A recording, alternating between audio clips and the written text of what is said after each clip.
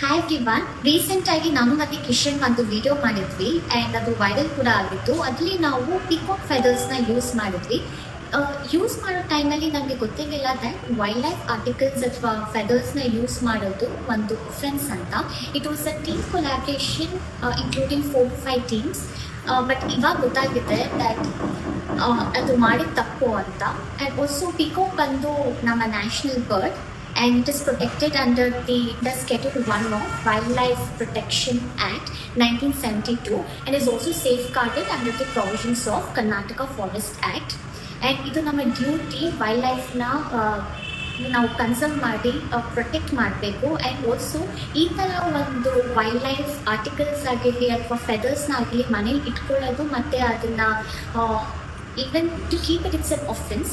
So ನಾವು ಕೂಡ ಈ ಥರ ವಿಡಿಯೋ ಮಾಡಿ we are extremely sorry for doing this video. And ನೀವು ಯಾರು ಕೂಡ ಈ ಥರ ಒಂದು ವೈಲ್ಡ್ ಲೈಫ್ ಆರ್ಟಿಕಲ್ಸ್ನ ಯೂಸ್ ಮಾಡಿ ವಿಡಿಯೋ ಮಾಡೋದು ಕಾನೂನಿನ ಪ್ರಕಾರ ಅಪರಾಧ.